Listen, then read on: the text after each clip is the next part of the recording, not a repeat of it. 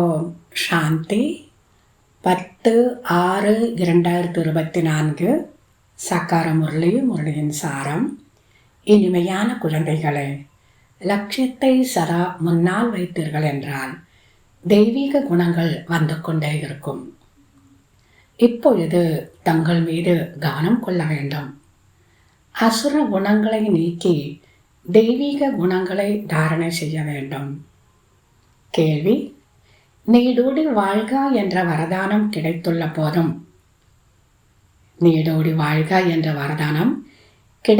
போதும் கூட நீண்ட ஆயுளுக்காக எத்தகைய ஒரு முயற்சி செய்ய வேண்டும்? பதில்: நீண்ட ஆயுளுக்காக தமோ பிரதானத்திலிருந்து சத்தோ பிரதானமாக ஆகக்கூடிய முயற்சி செய்யுங்கள். எந்த அளவிற்கு தந்தையை நினைவு செய்கின்றீர்களோ அந்த அளவிற்கு சத்தோ பிரதானமாக ஆவீர்கள் மற்றும் ஆயுள் அதிகமாகிவிடும். பிறகு மரண பயம் நீங்கிவிடும். நினைவினால் துக்கம் தூரமாக போய்விடும். நீங்கள் மலராக ஆகிவிடுவீர்கள். நினைவில்தான் மறைமுகமான சம்பாத்தியம் உள்ளது. நினைவினால் பாவங்கள் அழிந்து விடுகின்றன. ஆத்மா லேசாகி விடுகிறது. ஆயுள் நீண்டு விடுகிறது. ஓம் சாந்தி. தந்தையை நினைவு செய்து கொண்டிருந்தீர்கள் என்றால் ஆயுள் நீண்டுவிடும் மற்றும் எல்லா விதமான துக்கங்களும் நீங்கி போய்விடும். எந்த விதமான துக்கமும் இருக்காது. வேறு என்ன வேண்டும்? உங்களுக்கு உயர்ந்த பதவியும் வேண்டும் என்று நீங்கள் கூறுகின்றீர்கள். இப்பேற்பட்ட பதவி கூட கிடைக்கட்டும் என்பது உங்களுக்கு தெரியாமல் இருந்தது. இப்பொழுது தந்தை இவ்வாறு செய்யுங்கள் என்று யுக்தியை கூறுகின்றார். லட்சியம் முன்னால் உள்ளது.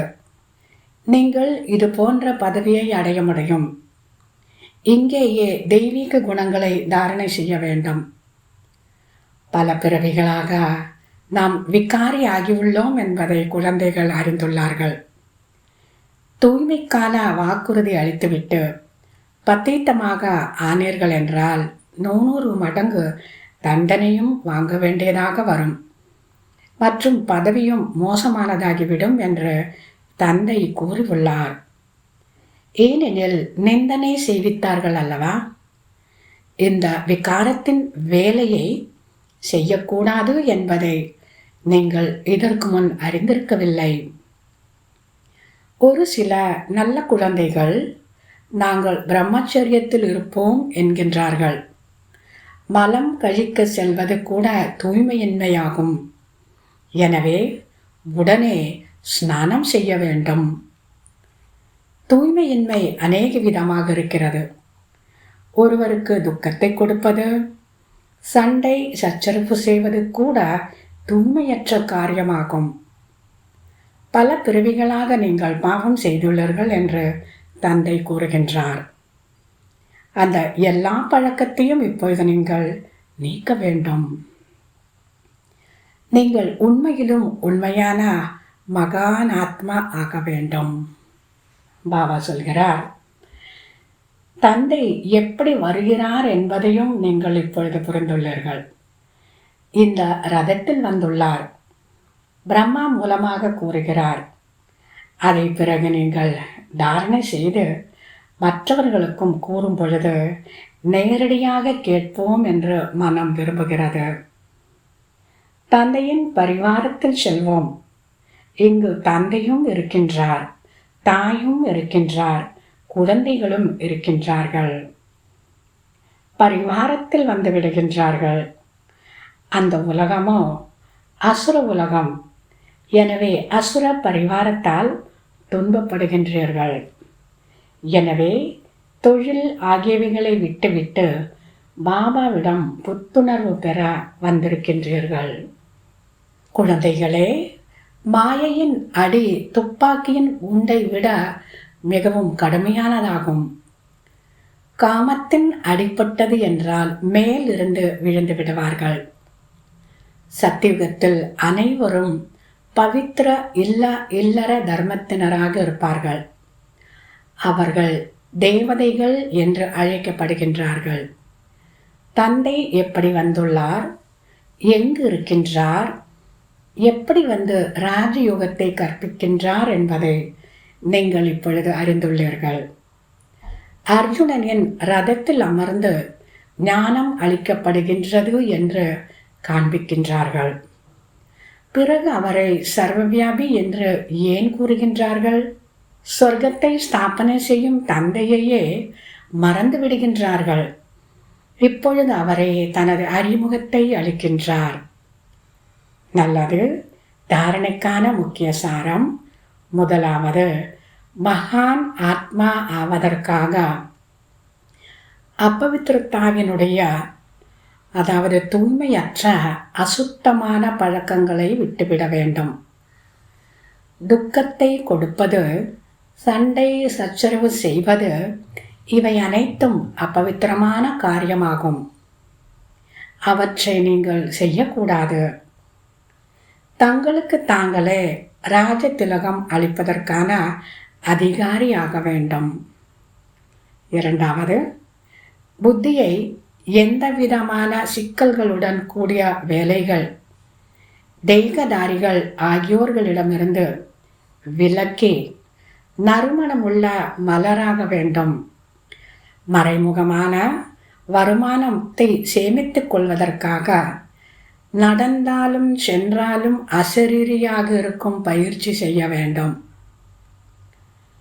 இன்றைய வரதானம், உங்களுடைய நல்ல எண்ணங்களின் சக்தியால் ஆத்மாக்களின் கவலையை முக்தியடைய வைக்கக்கூடிய நல்ல எண்ணங்களின் மணி ஆகுக.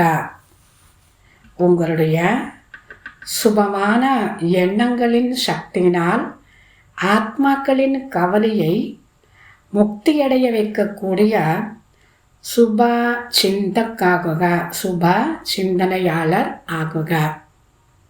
விளக்கம்: இன்றைய உலகத்தில் அனைத்து ஆத்மாக்களும் கவலையுடன் இருக்கிறார்கள்.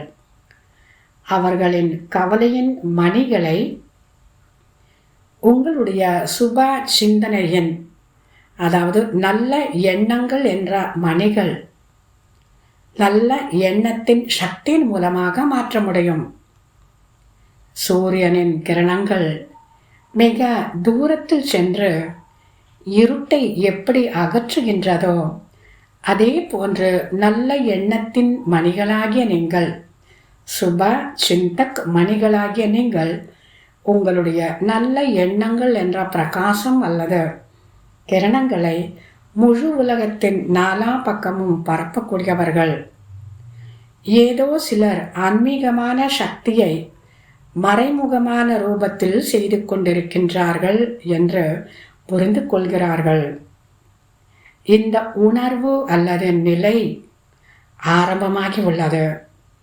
மெதுவாக தேடி தேடி இடத்தை வந்து சேர்ந்துவிடும். ஸ்லோகன்: மனம் புத்தியின் லைன் தெளிவாக இருந்ததென்றால் பாப்தாதாவின் கட்டளையை தெளிவாக கண்டுபிடிக்க முடியும். மனம் மற்றும் புத்தியினுடைய லைன் தெளிவாக இருந்ததென்றால் பாப்தாதாவினுடைய கட்டளையை தெளிவாக கண்டுபிடிக்க முடியும். அல்லது இனிமையிலும் இனிமையான 5000 வருடங்களாக காணாமற் போய் மீண்டும் கண்டெடுக்கப்பட்ட செல்ல குழந்தைகளுக்கு தாய் தந்தை பாப் தாதாவின் அன்பு நினைவுகள் மற்றும் காலை வணக்கம். ஆன்மீக குழந்தைகளுக்கு ஆன்மீக தந்தையின் நமஸ்காரம். ஆன்மீக தந்தைக்கு ஆன்மீக குழந்தைகளின் நமஸ்காரம். ஓம் சாந்தி.